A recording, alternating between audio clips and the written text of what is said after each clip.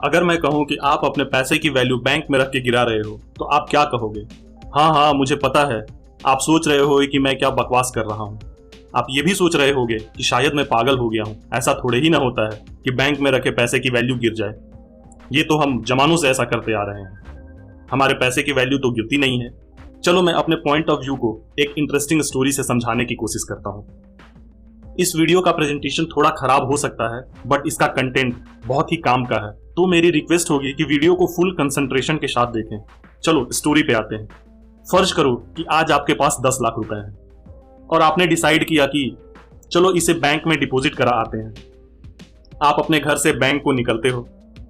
रास्ते में आपका फ्रेंड सपोज रोहित मिल जाता है और हाय हेलो के दौरान वो आपसे पूछता है कि कहाँ जा रहे हो भाई, और आप बताते हो कि मैं अपने पैसों को बैंक में डिपॉजिट कराने जा रहा हूँ। तो उस पर आपका फ्रेंड रोहित बोलता है, दोस्त मेरे पास एक प्रॉपर्टी है जिसे मैं सेल करना चाहता हूँ, अगर तुम इंटरेस्टेड हो तो मैं तुम्हें ये प्रॉपर्टी 10 लाख रुपए में दे दूंगा। बट आप अपने फ्रेंड रोहित के ऑफर को रिफ्यूज करके पैसों को बैंक में डिपॉजिट करा देते हो। अब सपोज करो कि 1 साल गुजर जाता है और आप बैंक में जाते हो अपने पैसे को विड्रॉ कराने के लिए, और आप ये देख के बहुत ही खुश हो जाते हो कि जमा किए हुए 10 लाख रुपए आज 10,50,000 हो गए हैं। मीन्स 5% का आपको रेट ऑफ इंटरेस्ट मिला है। उसी समय आपको रोहित की 1 साल पहले बोली हुई प्रॉपर्टी वाली बात याद आती है। आप डिसाइड करते हो कि चलो रोहित से वो प्रॉपर्टी ले ली जाए। 10 लाख में तो प्रॉपर्टी भी मिल जाएगी और 50,000 रुपए एक्स्ट्रा बच भी जाएंगे। ये सोच के आप अपने फ्रेंड रोहित को फोन करते हो और बोलते हो कि मैं अब तुम्हारी प्रॉपर्टी को लेने के लिए इंटरेस्टेड हूं और मैं तुमसे ये प्रॉपर्टी 10 लाख रुपए में लेना चाहता हूं। बट रोहित दूसरी तरफ से जवाब देता है कि अब इस प्रॉपर्टी की कीमत मार्केट में 11.5 लाख चल रही है और तुम मेरे फ्रेंड हो तो मैं तुम्हें 50,000 का डिस्काउंट दे दूंगा और ये तुम्हें 11 लाख रुपए में सेल कर दूंगा।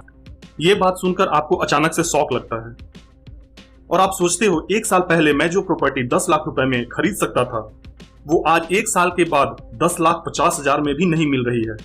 सेम ऐसा ही रियल लाइफ में भी होता है। रीजन बड़ा ही सिंपल है, बैंक जो हमें रेट ऑफ इंटरेस्ट देता है उससे ज्यादा स्पीड से इन्फ्लेशन साल दर साल बढ़ जाता है। इस तरह से हम कह सकते हैं कि बैंक में रखे पैसे नंबर्स के टर्म में 10 लाख से 10.5 लाख हो गए, बट वैल्यू के टर्म में नीचे गिर गए। क्यों? सही है ना?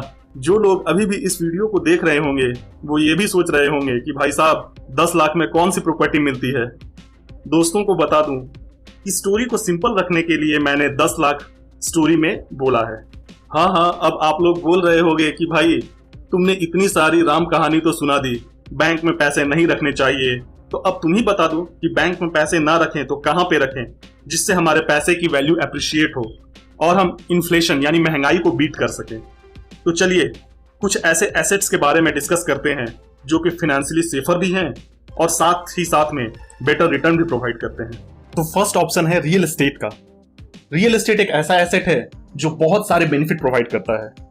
टाइम बीतने के साथ प्रॉपर्टी की वैल्यू भी बढ़ती है और साथ ही साथ में आपको रेगुलर रेंटल इनकम भी मिल जाता है। आप अपने पैसों को रियल एस्टेट में इन्वेस्ट करके फाइनेंशियली सिक्योर हो सकते हैं। स्टोरी में भी आपने देखा ही।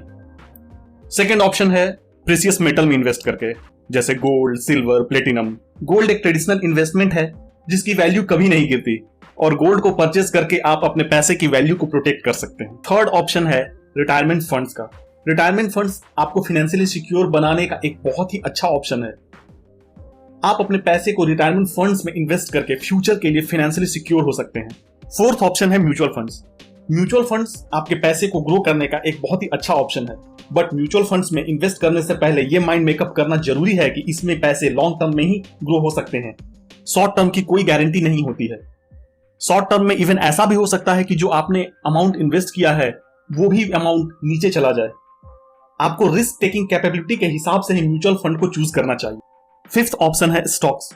स्टॉक्स बहुत ही रिस्की इन्वेस्टमेंट ऑप्शन है। आपको स्टॉक्स में इन्वेस्ट करने से पहले बहुत सारे रिसर्च करना चाहिए। जहां एक तरफ म्यूचुअल फंड में हाईली स्किल्ड प्रोफेशनल आपके पैसे को इन्वेस्ट करते हैं तो आपका रिस्क कम हो जाता है, वहीं दूसरी तरफ जब आप खुद से स्टॉक्स में इन्वेस्ट करते हैं तो आपको बहुत सारा रिसर्च करना पड़ता है, अदरवाइज ये आपको एक रिस्क में धकेल सकता है। मार्केट में इसके अलावा भी बहुत सारे रिस्की इन्वेस्टमेंट ऑप्शंस अवेलेबल हैं।